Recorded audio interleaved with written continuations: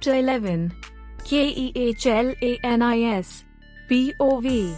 She has the histrionic personality disorder, he elaborates, and I frown. That's when they need a lot of attention, right? Something like that. They're self-centered, uncomfortable when the attention isn't on them. She strives to be perfect using her appearance to be seen. So that's why you're still with her, because she has a disorder. I question and he sighs, nodding. That isn't right. If you're not into her, don't waste her time. It'll hurt more when she finds out that you're not really into her and you break it off. I was playing with my hands, knowing I previously went through this. I don't want to hurt her, he says lowly. I feel like she'll do something really stupid if I leave. Trust me, I've tried leaving before. Are you happy with her?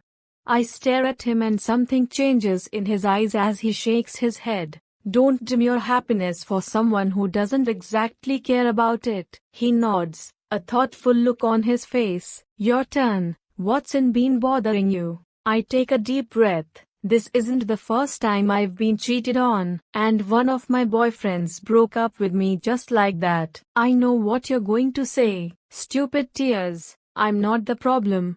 But how can I believe that when every person I've been with just breaks my heart, hurt me like I'm nothing? I quickly wipe a tear, leaning on my palm as he stares at me, jaw ticked. I'm sorry. We just met a few days ago, Anda. But he's up and by my side, pulling me to him. I let myself sink into him as I sniff, containing my tears and forgetting my other words as I rant. I change myself all the time. I want them to see in me what they see in the other girls. I want that type of love, and I know it's early. I'm on 16, but just the thought of not being good enough in my youthful days, it hurts. It's painful to see your exes move along happily and you're here aching because you're not what they want. I am the problem, Draco. I'm the problem. I was sobbing into his shirt by the time I was done as he gently runs his hand through my waves. A tilde, A tilde, A tilde.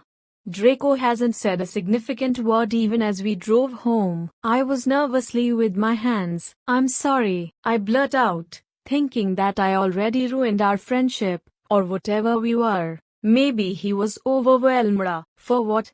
He finally speaks up, not bothering to look at me. For overwhelming you. We just became friends and I've already burdened you with my past. Oh, shut up. He snorts and I raise an eyebrow. I'm just thinking about how cruel the people in this world is. I can't help you love yourself, Kehlani. He turns. You look at me. You have to believe that you're good enough, that you're worth it. But I can promise you that if God spares my life each day, I will be with you every step of the way. Stop making people of the past determine how you feel. It's not going to benefit you to feel sad, and it definitely doesn't bother them.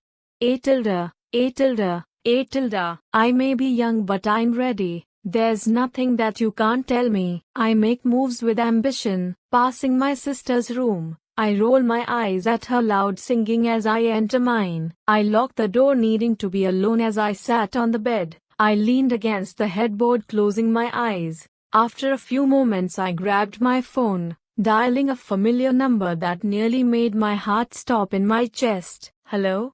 His deep voice rings out, almost like he couldn't believe that I was calling. Hi. I clear my throat, closing my eyes to calm my erratic heartbeats. Kehlani? He calls out, once again in disbelief. Can we meet? A tilde, A tilde, A tilde, A-N. Guys, super long wait, I know. But the next chapter is going to be a lot longer and should be updated by tonight. Lots of you are asking for pictures, however I create characters through my imagination, never using real people. I will try to find some, but it's going to be a bit hard since I am very picky. Our currency. Thanks for getting peach kisses to number 6 in romance yesterday. Love to all my readers. Our scent little dark skin is. Chapter 12. Kehlanis. POV. Alright, Kehlani, you're doing this for yourself. You need to know, so you can grow. That rhymed. Pushing open the cafe door, I hold my breath as I look eyes with light blue ones. He gave me a small smile which I fought to return as his auburn hair moves with the movement of his head. Hey Owen, Kehlani, he greets as I sit. What's up? Straight to business as usual. Owen never bothered beating around the bush, always ready to conquer and move around a problem. Well. Yeah, still nervous around me, after 2 years. He jokes but it only makes me feel worse, even he cringes a little. I need to know why. I left you? He finishes, leaning back, his eyes averting outside as I nod. The truth, please. I couldn't do it. Do what? I ask confused. I couldn't be the one you wanted. I saw you, and I saw someone that was absolutely innocent. Someone who could make a flower bloom in any season. However, I went way over my head when I got with you. I wasn't ready to change. I'm still not. I guess in the end it was just a cliché story. However, the good girl could not change the bad boy's heart. Oh, I murmur. I raise my hand, needing a drink only so I could collide it with his cheek as I stand up. His eyes were wide as everything was unexpected. Well, thanks Owen, for leading me on, and dumping me like I was nothing. Doesn't sound like something you'd do to someone who could make a flower bloom in any season. I mock as he gapes. Stop wasting girls' time. We really don't appreciate it. Pacing in the bathroom of the library, I run a hand through my hair. My phone won't stop ringing.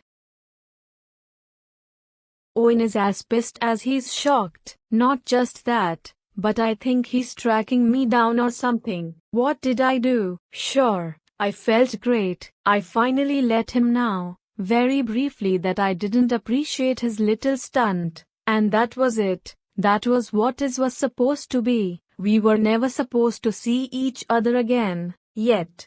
Owen, you know I have connections. I will find you. Just answer the phone so I can talk to you. Owen, why are you still this stubborn? Answer the phone, Kehlani. Owen, Kehlani.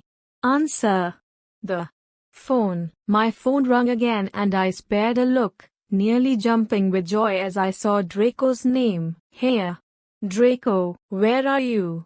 I ask frantically. I'm just getting into my car. What's wrong? Wait for me. I'll be right there. Is everything wow? I sprint outside, ignoring the librarian. I make it to the parking lot on time to find him staring down at his phone. Let's go, I say immediately. No.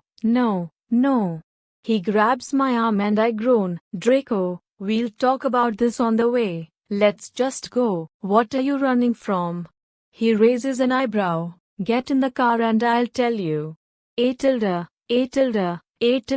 So you slapped your ex. And now he's tracking you down.